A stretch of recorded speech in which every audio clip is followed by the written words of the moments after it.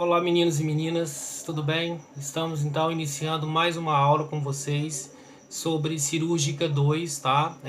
Peguem comigo aí na literatura, na página 64 da apostila de vocês, que vamos falar sobre câncer de mama, tá?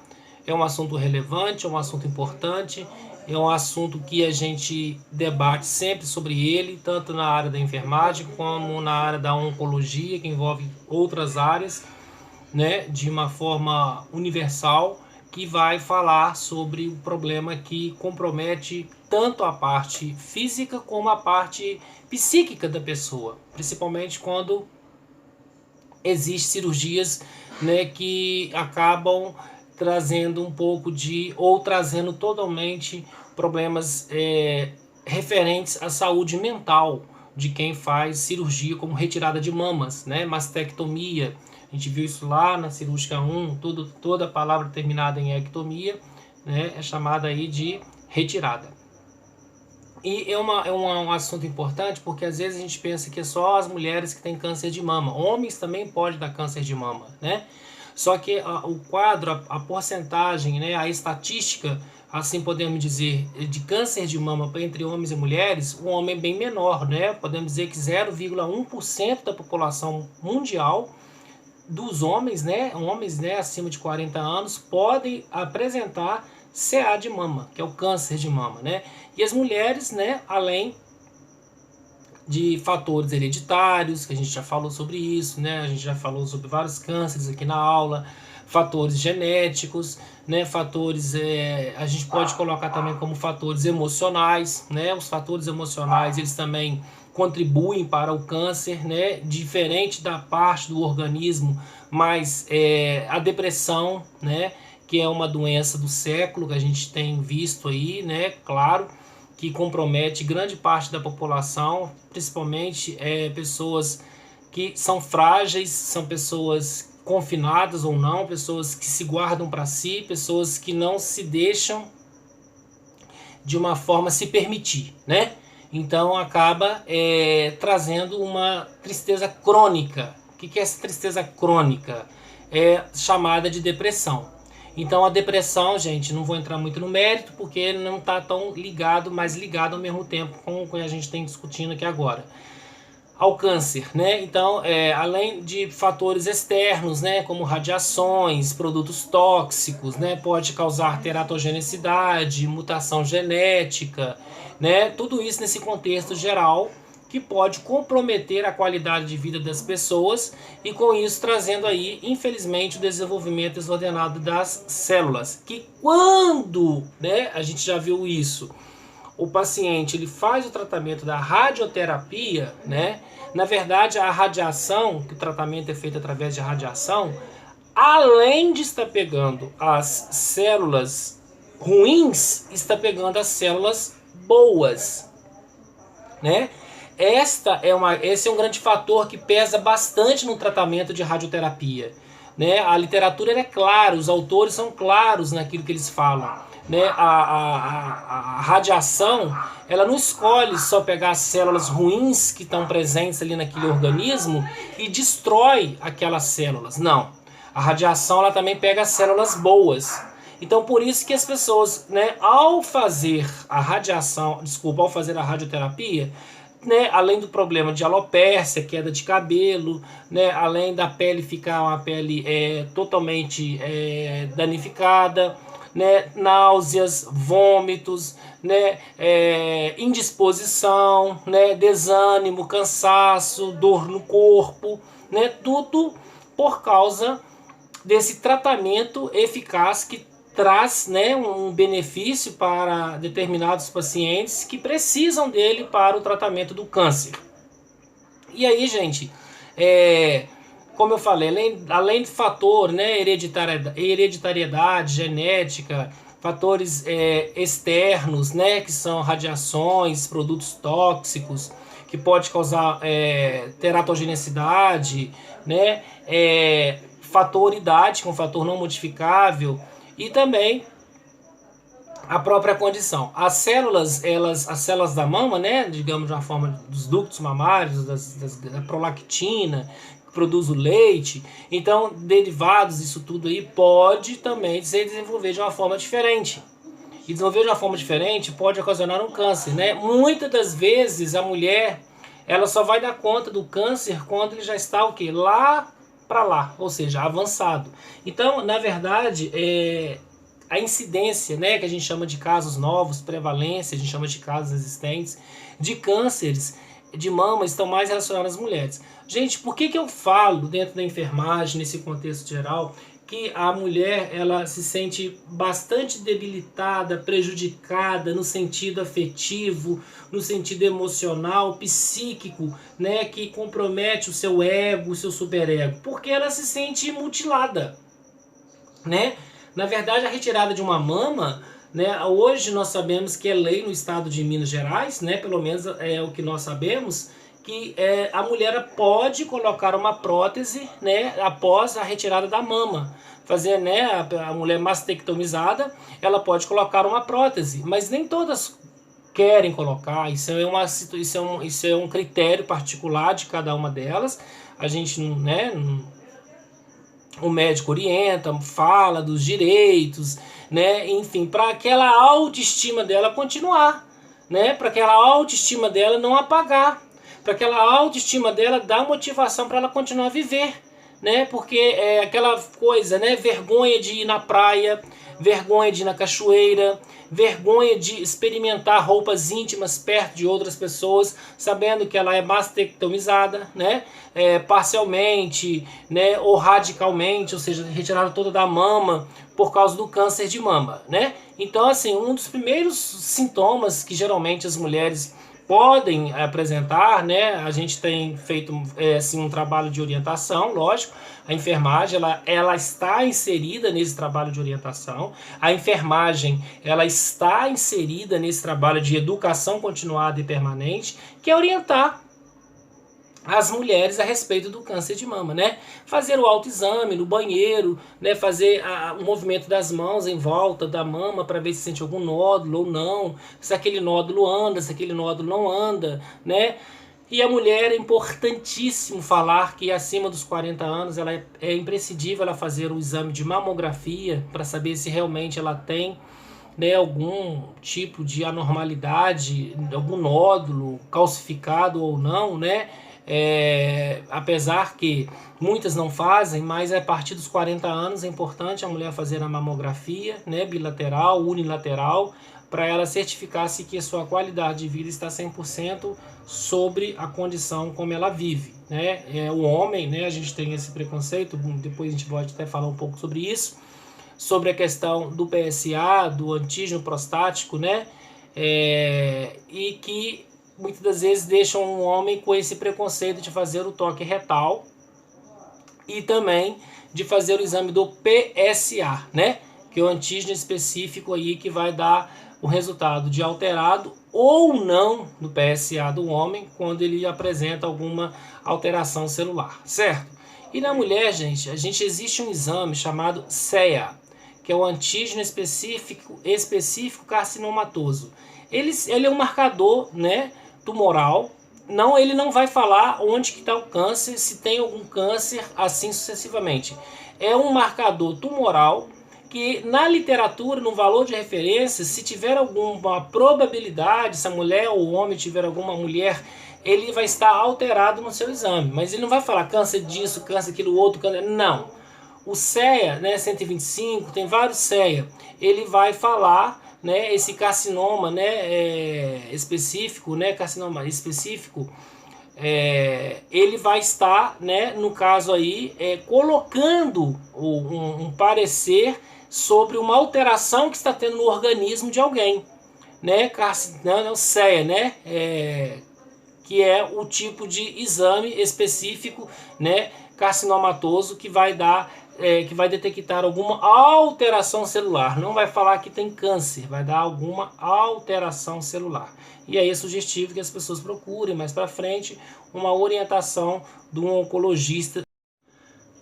Então, gente, falar de câncer de mama é um assunto importante porque às vezes as pessoas, principalmente algumas mulheres, né, como eu já falei, que essa presença de nódulo, com a auréola, com o bico para dentro, protusão para dentro, né?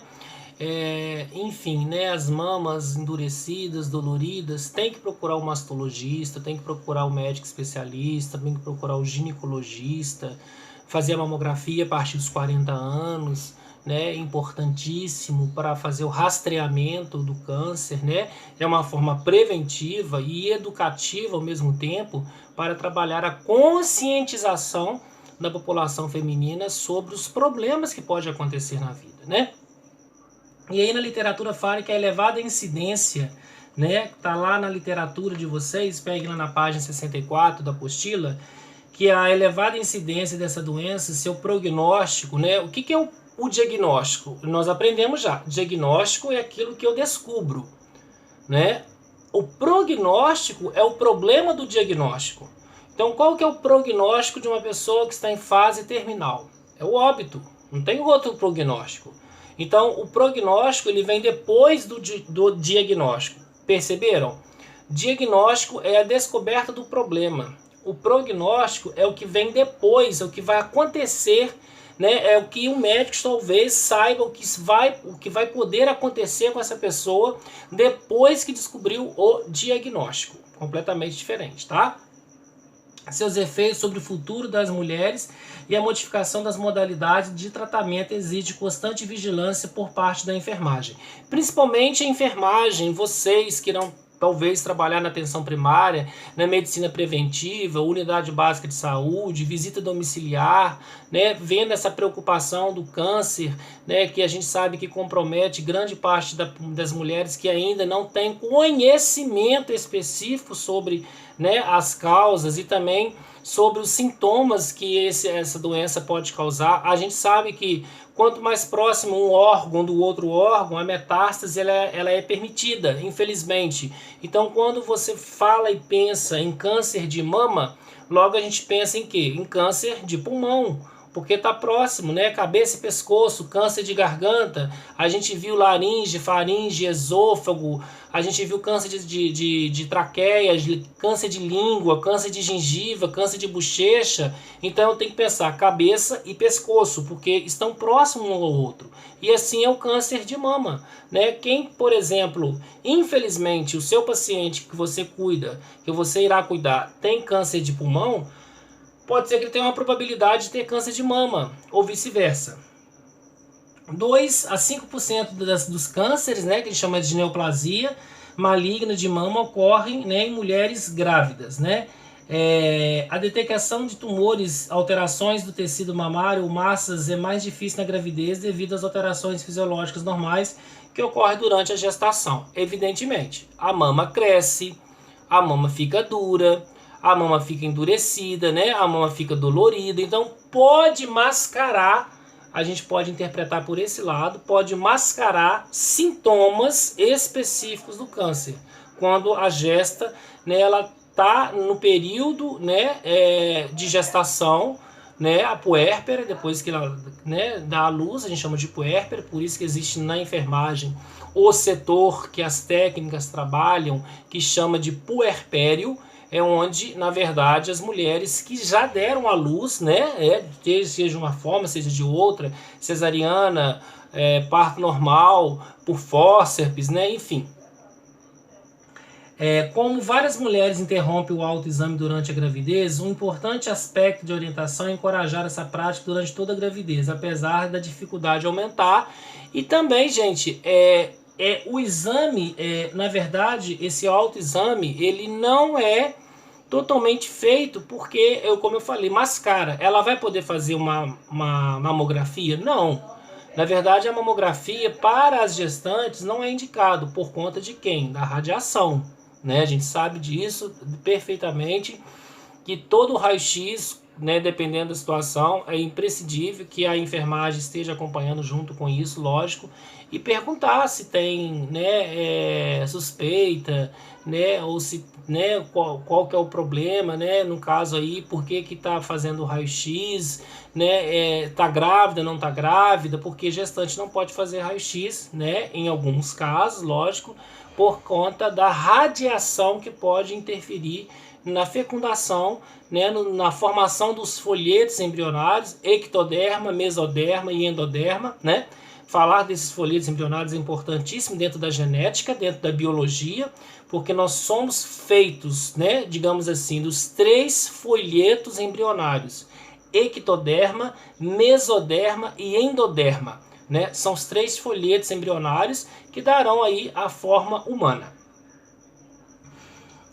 Várias mulheres com câncer de mama acreditam que a tensão é um fator causador do desenvolvimento de sua neoplasia maligna, né? Como eu já falei, a tristeza, né? Principalmente, pessoal, o problema da depressão que pode levar a mulher a ter esse câncer, né? E a gente falar do tratamento em si, né? Falar do tratamento em si é importante porque nem sempre o tratamento vai ser radioterápico ou quimioterápico ou mastectomia. Pode ser que seja retirada do tumor, né? Faz ali uma punção na mama da mulher, não é? Obviamente falando, faz uma punção naquele local, né? Num quarto, 1/3 da mama, né? Enfim, e tira o tumor. E a mulher está livre, está curada, não tem problema nenhum com relação ao tumor mais. Ela tem que fazer um acompanhamento ambulatorialmente falando, com um mastologista, né? Ela não precisou de passar por uma radioterapia, não precisou de passar por uma quimioterapia, não precisou de fazer uma cirurgia. Ela fez uma punção na mama e tirou o tumor, né? Então, ou seja, sucesso? Sim, claro que teve sucesso, né? E as filhas e irmãs de pacientes com câncer de mama não devem ser subestimadas pela enfermagem, né? Na verdade, a gente sabe que a enfermagem ela está instalada, ela está inserida em todo o ambiente hospitalar, tanto na atenção primária quanto na atenção secundária, terciária e quaternária. A gente estudou isso lá em higiene, mas que a gente possa encorajar e mostrar que as pessoas que estão mais próximas, que são seus entes queridos, seus familiares, têm que buscar fazer, né, por onde, na questão de pesquisas, né, de análises do próprio corpo quando vai tomar o banho, como eu já falei, o autoexame, né, o autoexame da mama, que a gente tem que fazer. Homem tem que fazer? Tem que fazer. Principalmente quando eu sinto que eu tenho um nódulo na minha mama. Claro que o homem ele não vai fazer uma mamografia, né? Tem um homem que tem o tórax reto, não tem mama suficiente para isso. Então ele vai fazer o quê? Uma tomografia. Ele vai fazer o quê? Uma ressonância. Ele vai fazer o quê? Uma ultrassonografia das mamas, mas literalmente mamografia não tem como ele fazer. Então, no caso está falando a literatura, subestimadas, né? Ou seja, mostrar, né, levantar a estima dessas meninas, que nas mulheres, que claro que não é regra, mas acaba sendo um fator medo, né? Porque a mãe teve, a avó teve, então a filha pode ter, não é regra. A filha pode ter, né, o câncer de mama, porque ele é de ordem genética, biologicamente falando, dentro da biologia.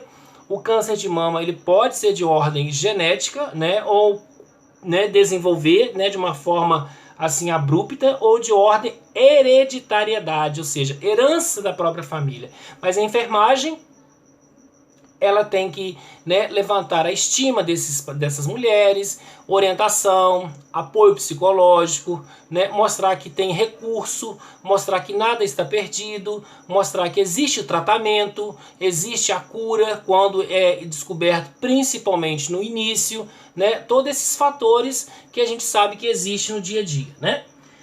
A enfermagem é capaz de fornecer orientações, linhas de tratamento, informações sobre o autoexame e o apoio emocional. Então, as linhas de tratamento, nós já falamos sobre elas. Quais são as linhas de tratamento? A gente tem, né, desde da radioterapia, da quimioterapia, da braquioterapia, da iodoterapia, a cirurgia propriamente falando, que é a retirada da mama, 1/3, 1/4, 1/2, né, o implante da prótese mamária, ou até a cirurgia, que é a retirada de quem? Do próprio tumor. Então a enfermagem, ela junto com o apoio do médico, é claro que cada um no seu quadrado, né? A gente nunca vai ultrapassar o outro, né? Cada profissional no seu quadrado. Uma linguagem que a enfermagem tem que usar é a linguagem da própria profissão.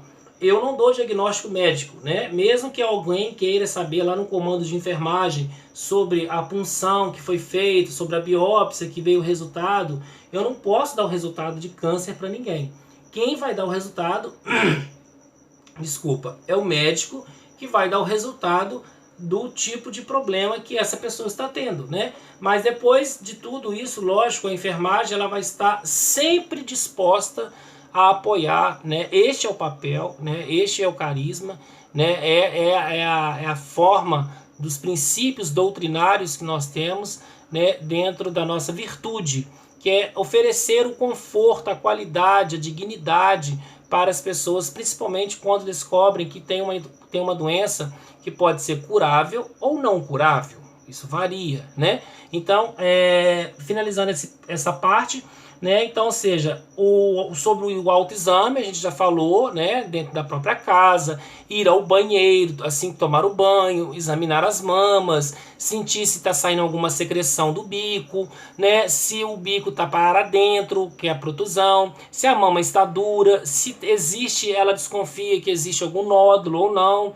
né? Nessa mama, se tem uma mama maior do que a outra, né? Então são assim, orientações que a enfermagem está, porque ela é a única profissão que está diretamente ligada com a pessoa 24 horas, né, no âmbito hospitalar ou no âmbito da medicina preventiva, mas que oriente as mães, né, as nutrizes. Gente, e o importantíssimo isso que eu vou falar, a mãe, as nutrizes, né, nutrizes são aquelas que amamentam, é uma prevenção para o câncer de mama.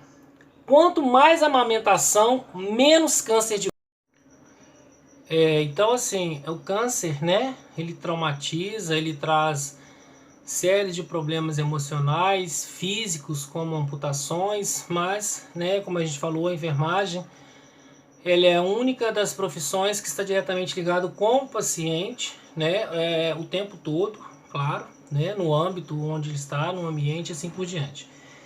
Seguindo aí os nossos raciocínios, né, seguindo aí, né, a nossa leitura, a gente continua na 64, no pré-operatório, né, a gente sabe que a cirurgia ela é dividida em 3 etapas importantes: pré-operatório, transoperatório e pós-operatório, né? Então, o preparo emocional da paciente começa no momento em que é informada de que será necessária uma internação e tratamento, né? Então, ela vai passar pelo assistente social, ela vai passar por uma psicóloga, ela vai passar pelo médico, ela vai passar pelo enfermeiro. Então, são pessoas que vão dar suporte emocional, são pessoas que vão orientar, né, da melhor forma possível, né, o tipo de tratamento, a escolha que o médico fez para essa pessoa, porque cada câncer de mama a gente tem que entender que é diferente do outro câncer de mama, né? Ninguém é igual a ninguém.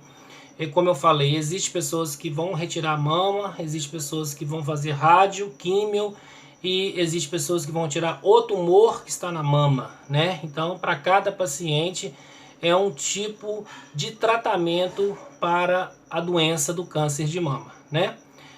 Só lembrar a vocês que um dos problemas que pode acontecer quando a paciente recebe essa prótese para ela aumentar a estima, né, aumentar mais a qualidade de saúde mental, o problema é a rejeição da prótese, né? Existem pessoas que já colocaram, tiveram que voltar para o hospital para fazer uma nova colocação, retirar daquela prótese e fazer uma nova recolocação, um novo implante de prótese, porque houve rejeição, porque a gente entende que o corpo nosso ele está recebendo um corpo estranho, né? Então, dependendo da pessoa, dependendo do organismo da pessoa, o organismo ele pode rejeitar aquilo ali, né? Então, pode ser que algumas mulheres não consigam ter próteses, porque o organismo ele não aceita, né? Então, gente, a cliente deve saber que existem vários recursos e opções, como próteses, já falei sobre essa questão, né? A cirurgia, né, da reconstrução, que é a mamoplastia, cirurgia plástica da mama, quando não tira a mama toda, né? Dentro do tratamento reconstrutivo, né? A gente sabe que pode acontecer de não retirar a mama toda, tirar em cunha, tirar um pedaço daquela mama e fazer uma mamoplastia, reconstituição da mama, ok? A orientação e aconselhamento são fornecidos, né, antes de cada estágio do tratamento. São descritos ou detalhes de outros métodos de diagnóstico, tratamento e preparo do pré-operatório. Então, o câncer de mama pode ser que ela passe de um estágio para o outro, né? Pode ser que ela fique só naquele estágio e o tratamento mais eficaz vai ser a cirurgia. Nós não sabemos. Vai depender da orientação clínica, vai depender da biópsia, vai depender dos exames feitos por essa mulher para realmente saber e para detectar que não tem nenhum outro tipo de tumor no organismo, que a gente chama de metástase, né? Para que faça o tratamento de uma forma correta. Uma vez estabelecendo o plano de tratamento, é iniciado imediatamente, sendo considerada a promoção da melhor condição física, psicológica, nutricional, pré-operatória possível. Então, fez os exames, né, no caso, para detectar o problema, foi detectado o problema, né, porque estava com suspeita, então detectou o problema, que é o diagnóstico. Então, qual que é o prognóstico? Quando eu falo prognóstico, é aquilo que vai acontecer mais para frente, como eu falei para vocês. Então, o prognóstico, o que é? É a cirurgia? É a químio? É a rádio? É a iodo? Né? É a bráquio? Ou o paciente vai fazer uma cirurgia para retirada da mama toda? A paciente, assim sucessivamente. Ou não. O tratamento dessa paciente é um tratamento paliativo. A gente já viu isso lá em cirúrgica 1. Não tem expectativa de cura. O paciente, ele infelizmente, né, ele vai ter qualidade, ele precisa de ter qualidade, ele precisa de ter dignidade no seu tratamento, mas ele ter cura, efetivamente falando, não existe mais para ele, né? Por isso que é importante, gente, quando a gente fala de uma equipe multiprofissional, de uma equipe, né, multidisciplinar, que vai estar atuando junto com a enfermagem, né? É sempre importante falar que ninguém trabalha sozinho dentro de um hospital, né? A enfermagem precisa de outras profissões que são afins. Outras profissões que são afins precisam da enfermagem no contexto geral. Psicologia, nutrição, fono, medicina, né, fisioterapia, né, terapia ocupacional, então, ou seja, assistência social. Todo mundo no único objetivo, melhoria da qualidade de vida do nosso paciente, né? E falando agora no pós-operatório, né? O pós-operatório inclui monitorização do pulso, né? TPR, temperatura, pulso, respiração, curativo, medicação para dor, né? Se foi feito ali uma cirurgia de retirada de um pedaço da mama ou retirou a mama toda, fazer analgesia de 6 em 6 horas, de 4 em 4 horas, depende da prescrição médica, o que foi prescrito para ela, né? Para ela usar durante o período que ela está internada, durante o período que ela está sendo realizado o curativo dentro daquele hospital. Depois que ela sair do hospital com o dreno ou sem o dreno, quem que vai fazer e quem vai continuar fazendo o curativo no local que foi retirada aquela mama? É o PSF, é alguém da família que foi ensinado como educação continuada e permanente pela enfermagem, de como manusear o dreno, de como fazer aquele curativo, ensinar perfeitamente a técnica correta para fazer o curativo, principalmente quando eu não tenho PSF sábado, domingo e feriado. Se eu não tenho PSF sábado, domingo e feriado, quem que vai fazer o curativo dessa mulher em casa? Então, a enfermagem, mais do que nunca, ela é o quê? Educadora. A enfermagem, ela trabalha com ensino. A enfermagem, ela trabalha com ciência. Então, se eu não tenho PSF sábado, domingo e feriado, eu preciso de educar, eu preciso de ensinar, eu preciso de passar o conhecimento para alguém, fazer alguma coisa para aquela pessoa que está em casa. Porque senão vai chegar a hora que a pessoa vai chegar com miíase, vai chegar com sujeira, vai chegar com febre, né? Pode ter outros problemas relacionados ao curativo, né? Uma leucocitose, uma leucopenia, né? Uma trombocitopenia, por exemplo. Então isso tudo depende muito da questão do cuidado, né? Então a enfermagem, ela trabalha com educação continuada. Eu ensinar a outra pessoa a fazer o procedimento em casa, né, quando eu sei que não tenha a equipe de enfermagem do lado de fora para atuar junto com a família, ok, gente? Isso é importante. Então os curativos são inspecionados, né? Principalmente se está drenando, se não está drenando. Se o curativo, né? A gente tem que entender essa questão de sinais flogísticos. Quais são os sinais flogísticos? Dor, rubor, calor e edema, né? Medicação, como eu já falei, né? Faz medicação para dor, né? Às vezes, talvez, não sei, varia dependendo do caso do próprio paciente, né? Medicações mais potentes, medicações menos potentes, né? E isso vai depender muito aí, né, do quadro clínico, né? Vai depender muito da queixa principal dessa mulher quando ela está mastectomizada, né? Quando ela retirou a mama e aí ela está sentindo dor, porque já acabou a anestesia, né? Ela já está mexendo, a gente está fazendo um curativo, está mexendo no dreno, né? Então pode ser que ela precise de uma medicação um pouco mais atuante, podemos dizer assim, de largo espectro e não de curto espectro, ok, gente? O curativo compreensivo não deve inibir a expansão torácica, não deve comprimir demais, porque ela precisa respirar. Quaisquer regiões devem ser avaliadas quanto a eritema em comum, que são manchas, que são coceiras, né, que são petequias, dor, edema, né, a gente já falou sobre isso, a monitorização do local da cirurgia, alerta a equipe de saúde para os sinais iniciais de infecções, como eu falei, sinais flogísticos de infecção, que é dor, rubor, calor e edema, tá? Isso é importante falar porque a enfermagem, quando ela faz o curativo, não é somente na mama, né? No local ali que foi retirado na região do tórax, na região torácica, no abdômen, né? No músculo, né, da perna, na panturrilha, no gastrocnêmio, né? Ou também no músculo adutor magno, ou na região escapular, ou na região do deltoide, ou na região da ulna, ou na região do rádio, na região da fíbula, na região da tíbia, né? Na região do fêmur, tem um dreno de Penrose, por exemplo, ou qualquer outro tipo de dreno, temos que acompanhar a evolução daquele curativo.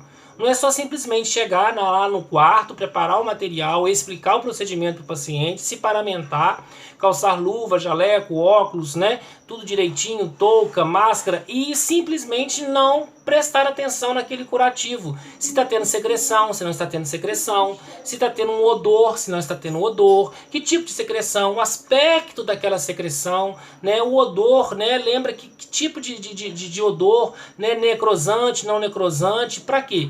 Tudo para ser colocado na evolução daquela paciente, para que o médico, junto com a outra equipe do plantão de enfermagem que vai assumir, ter ciência de tudo aquilo que está acontecendo com ela. Então a gente, além de fazer toda essa proposta de tratamento, de cuidado, né, que a gente tem com o curativo, gente, tem que observar o curativo.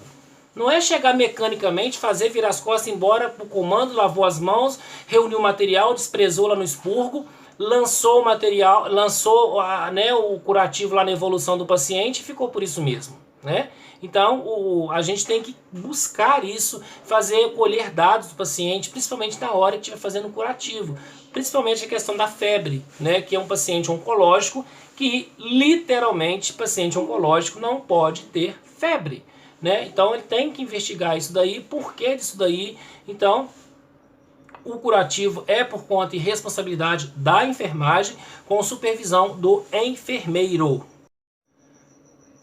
Então, turma, orientar, né, a equipe de enfermagem que ela deve se prestar e prezar por esse cuidado sobre a observação do tipo de curativo, qual a cobertura, qual o material que vai ser usado, né? É claro que isso é tudo sobre uma prescrição médica, né? O tipo de produto que vai ser utilizado, né? O tipo de cobertura e observar e monitorar efetivamente, né?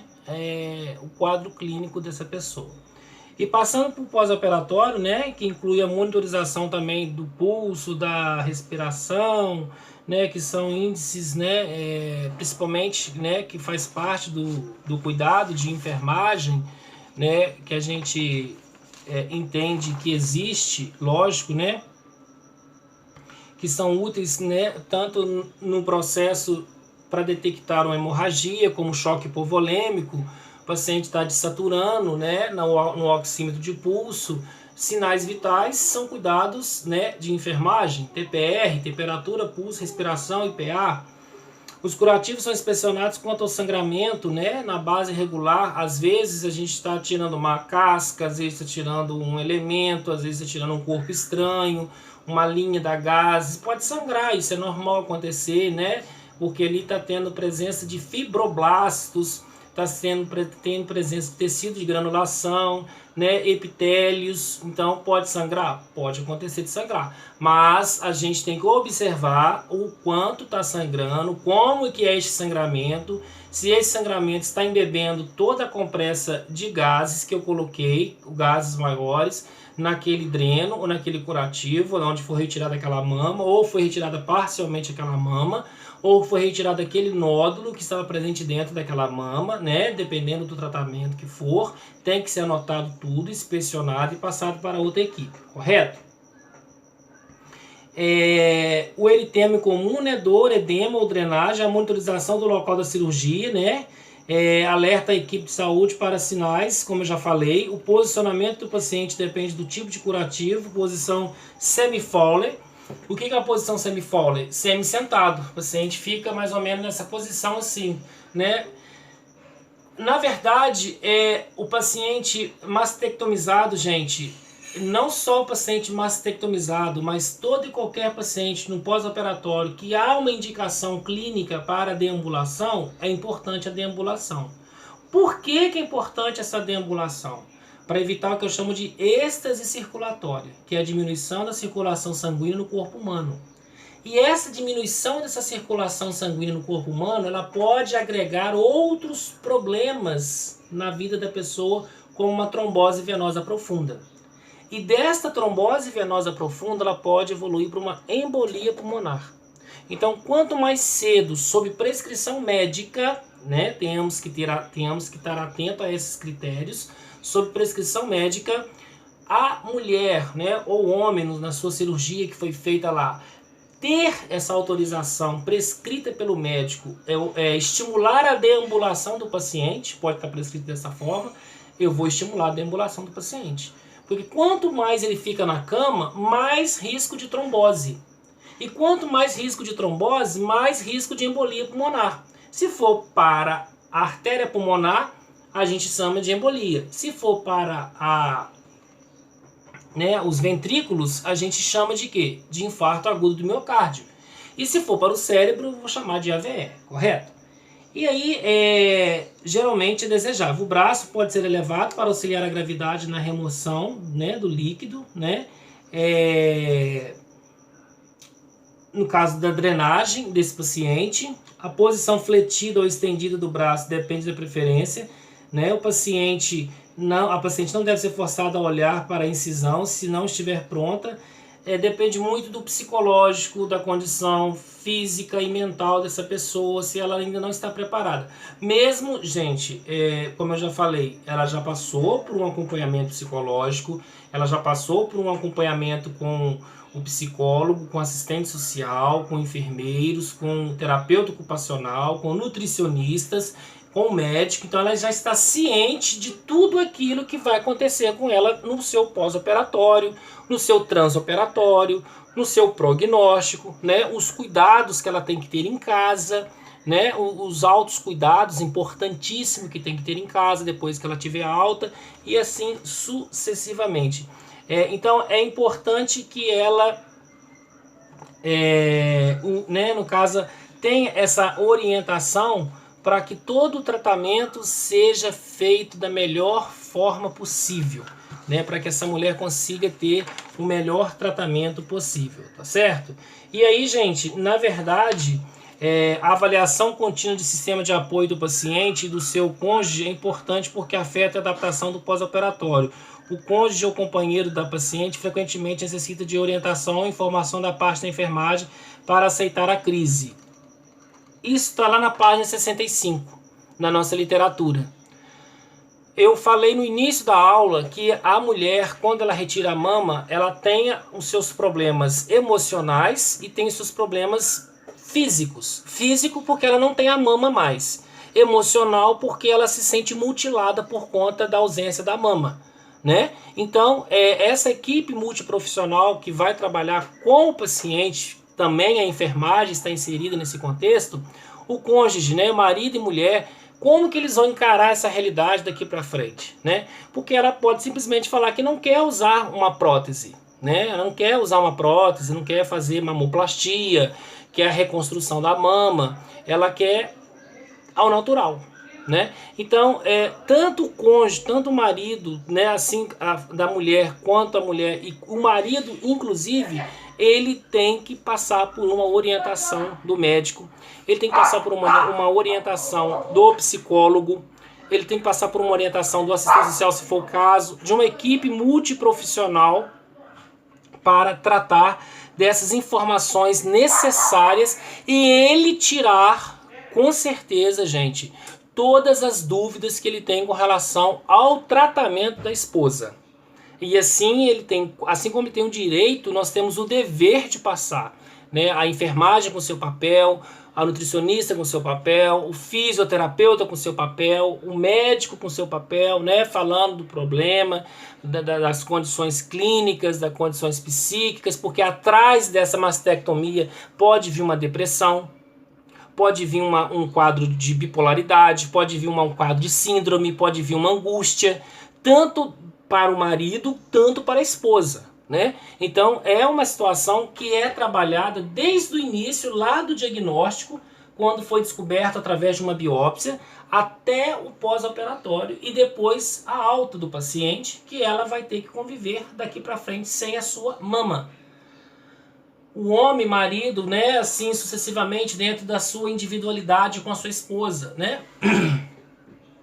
Após o paciente recuperar-se da anestesia, indicada analgesia, né, adequada para proporcionar alívio, o paciente incentivar a respiração profunda. A gente falou sobre a questão de medicamentos para dor, quando a paciente acaba a anestesia, né, ela tem, né, dor, isso é normal, como qualquer outra cirurgia. Acabou a anestesia, vem a dor, né? Então a gente, como da enfermagem, a gente que vai administrar os analgésicos, os opioides, né? Os medicamentos que vão tranquilizar, que vão dar diminuição do quadro álgico, né? Tudo isso é feito pela enfermagem para dar conforto para a paciente. As pacientes necessitam de informações sobre o desenvolvimento do edema cirúrgico. Foi o que eu falei, né? Dor, rubor, calor e edema, mas esse edema é um edema natural, fisiológico, porque cortou, traumatizou o tecido, né? Pegou tecido adiposo, pegou a mama, pegou o músculo, ou é um edema causado por sinais flogísticos de uma infecção. Então, como eu falei, sinais flogísticos, a enfermagem, vocês aí têm que saber daqui para frente. O que são sinais flogísticos? O que causa esses sinais flogísticos? Dor, rubor, calor e edema, né? E de que nós estamos falando a respeito disso daí? Das infecções que pode causar na mama, né? Na incisão, nos pontos, no fio de sutura, né? No dreno, né? Isso aí também pode levar a complicações mais sérias, até como sepsemia, talvez no quadro dessa mulher.